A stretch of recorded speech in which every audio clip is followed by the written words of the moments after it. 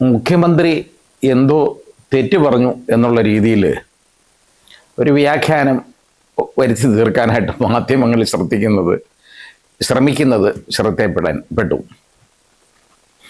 മുഖ്യമന്ത്രി തൊഴുതുകൊണ്ടാണ് അദ്ദേഹം ഒരു കാര്യം പറഞ്ഞത്. അപ്പോൾ പറഞ്ഞതെന്ന് പറഞ്ഞു കഴിഞ്ഞാൽ എപ്പോൾ ഉത്തരം പറയണം, എന്ത് പറയണം എന്നുള്ളത്, എന്തുത്തരം പറയണം എന്നുള്ളത് തീരുമാനിക്കാനും മുൻകരുള്ള അവകാശം എനിക്ക് തരണം എന്ന് അദ്ദേഹം മാധ്യമങ്ങളോട് പറഞ്ഞു. അത് പറയാൻ അദ്ദേഹം പറഞ്ഞത്, രാവിലെ അദ്ദേഹം നടക്കാൻ പോയിട്ട് വരുന്നുണ്ടേ അദ്ദേഹത്തിൻ്റെ ചോദ്യങ്ങൾ ചോദിക്കും. അതേപോലെ ഓരോ കാറിനകത്ത് കയറാൻ നേരത്ത് പോയി ചോദിക്കും. കാർ കയറി ഇരുന്നാൽ ചോദ്യം ചോദിക്കും. ഏതാണ്ട് മൈക്ക് നീട്ടി അദ്ദേഹത്തിൻ്റെ ഈ കവളിൽ ഇടിച്ചത് വരെ അദ്ദേഹം പറഞ്ഞു.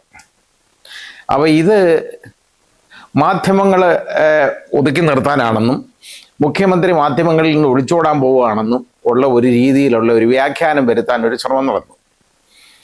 അത് യഥാർത്ഥത്തിൽ അതാണ് നമ്മൾ ചിന്തിക്കണ്ടേ.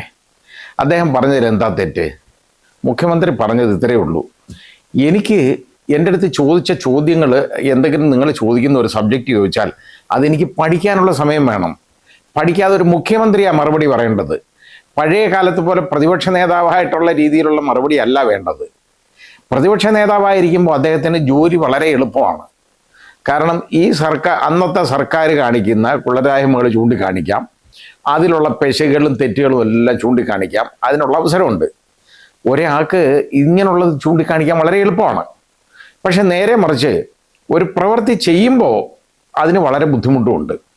ഇപ്പോൾ അദ്ദേഹം ആ രീതിയിലുള്ള ഒരു ഓഫ് ഹാൻഡായിട്ടുള്ള മറുപടിയൊന്നും അല്ല പറയേണ്ടത്.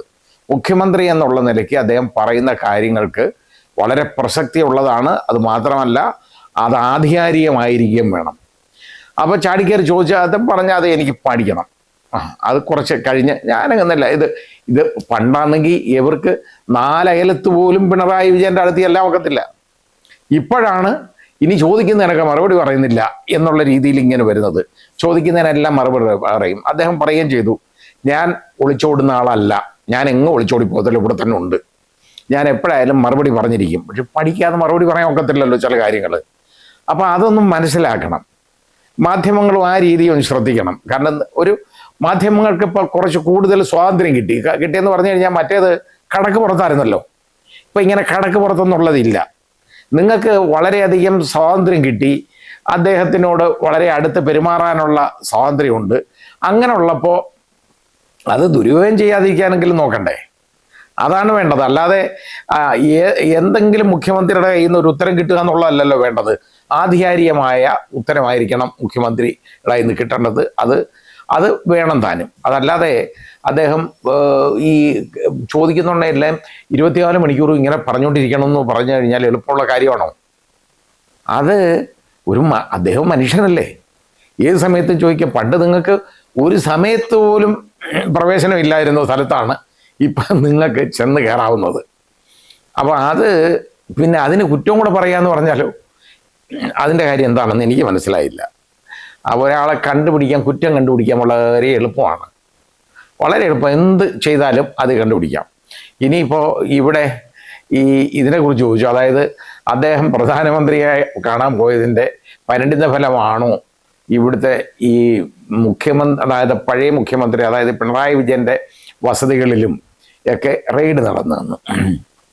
അപ്പോൾ അതിന് അദ്ദേഹം വളരെ സരസമായിട്ട് അതിന് ഉത്തരം പറഞ്ഞു. ഞാൻ ആദ്യമായിട്ടാണ് പ്രധാനമന്ത്രിയെ കാണുന്നത് അടുത്ത്. അപ്പോൾ അദ്ദേഹത്തിൻ്റെ അടുത്ത് ഞാൻ പറഞ്ഞു, ഇതുപോലെ പിണറായിയുടെ വീട്ടിലൊന്ന് സെർച്ച് നടത്തണം എന്ന് പറഞ്ഞു, അന്വേഷണം നടത്തണം. അപ്പം തന്നെ ശരി സതീശം എന്ന് പറഞ്ഞാലേ പെട്ടെന്ന് റെയ്ഡിന് ഓരോരുത്തർ, അത് ഒരിടം പോലെ ഒരു 12 ഇടത്ത്, എന്നാൽ 12 ഇടത്ത് തന്നെ കൊടുക്കണം എന്നൊക്കെ പറഞ്ഞതായിട്ട് അദ്ദേഹം ഇരുന്ന് പറഞ്ഞു. എന്നിട്ട് ചിരിക്കണോ കരയണോ എന്ന് എനിക്കറിഞ്ഞൂടെ ഇത് കാര്യത്തിൽ. ഇത് വി ഡി സതീശൻ പോയി പറഞ്ഞിട്ടാണോ അവിടെ സെർച്ച്? അല്ല, ഈ സെർച്ച് നടത്തുന്ന പിണറായിക്കെതിരെയും അല്ല സെർച്ച്. പിണറായിയെ ഒന്നുമില്ല, പിണറായിക്കെതിരെ കേസില്ല.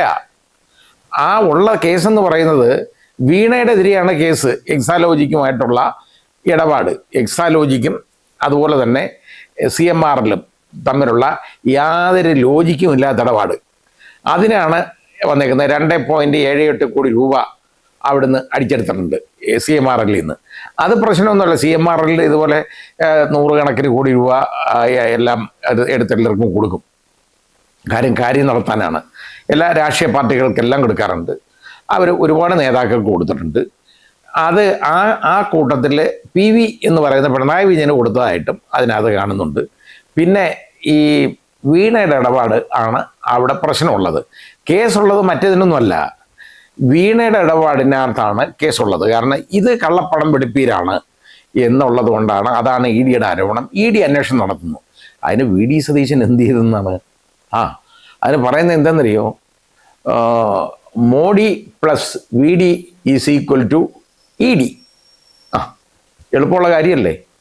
VD സതീശൻ എന്ത് ചെയ്തിട്ടാണ് അവിടെ സെർച്ച് നടത്തുന്നത്? അവർ സെർച്ച് നടത്താനായിട്ട് ഹൈക്കോടതിയുടെ ഇതിൻ്റെ തടസ്സം ഉണ്ടായിരുന്നത് കൊണ്ട് അവർ നടത്തിയില്ല. ആ ഹർജി തള്ളിയ ഉടനെ അവർ സെർച്ച് നടത്തി.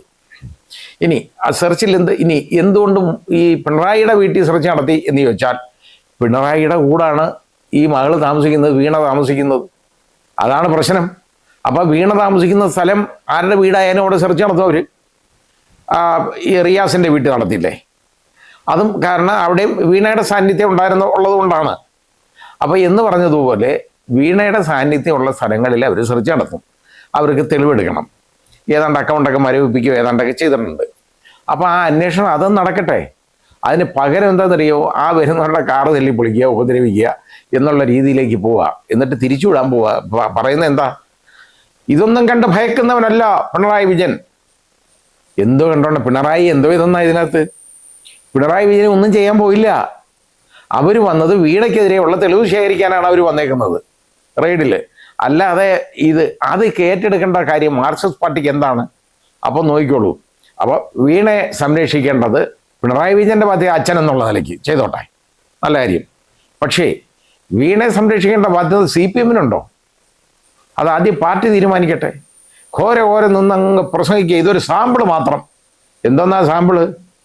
ഈ പാവങ്ങളെ തള്ളിയിട്ട് അടി കൊണ്ടവരുടെയൊക്കെ നട്ടലൊടിക്കായി ഈ കൊച്ചു പിള്ളേരെയൊക്കെ തട്ടി അങ്ങോട്ട് വിടും. ഇവന്മാർ എന്തിനാ ഇവന്മാർ പോകുന്നേ അടി കൊള്ളുന്നേ? ഇത് കണ്ടുകൊണ്ട് കുറേ പൊട്ടന്മാരിറങ്ങിപ്പോയി ഈ കാറ് തല്ലി പിടിച്ചു. അവനെല്ലാം ഇനി അകത്തല്ലേ?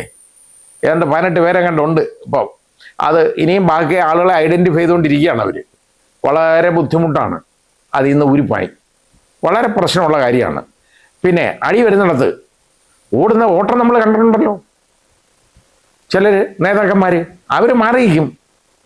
മാറി ഈ അണികളെന്ന് പറയുന്ന ഈ പാവങ്ങൾ അടി കൊള്ളാൻ പോകുന്നത്. ഇനി എന്തെങ്കിലും ഇതുപോലുള്ളൊരു പ്രശ്നം ഉണ്ടായാൽ ലാ ആൻഡ് ഓർഡർ ഉണ്ടായാൽ പോലീസിന് ഇടപെടാതിരിക്കാൻ ഒക്കത്തില്ല.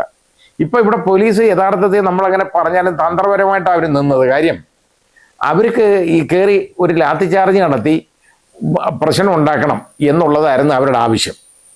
അത് നടന്നില്ല, അതവർ ചെയ്തില്ല. അവരല്ലാതെ അത് സംയമനം പാലിച്ചതെന്നുള്ളതും സത്യമാണ്.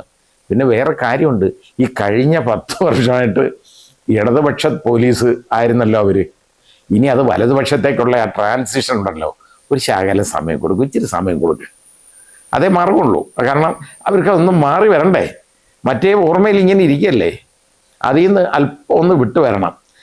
അതേപോലെ തന്നെ ഈ മന്ത്രിസഭയ്ക്ക് ഇവർക്ക് ഒരുപാട് കാര്യം ചെയ്യണം. പുതിയതായിട്ട് അവർ കാര്യങ്ങൾ പഠിച്ചു വരികയല്ലേ. അവർ അതിനകത്ത് നല്ല രീതിയിലാണ് ഇതുവരെയുള്ള കാര്യങ്ങൾ പോകുന്നതായിട്ടാണ് മനസ്സിലാക്കുന്നത്. അങ്ങനെ തന്നെ പോട്ടെ, അതിന് കുറച്ച് സമയം കൊടുക്കണം അവർക്ക്.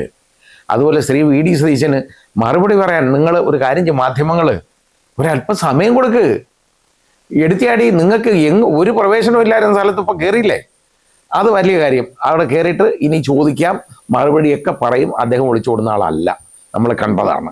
ഏതായാലും ആ രീതിയിലുള്ള ഒരു നല്ല രീതിയിലുള്ള കാര്യങ്ങളുമായിട്ട് ഈ സർക്കാർ മുമ്പോട്ട് പോട്ടെ.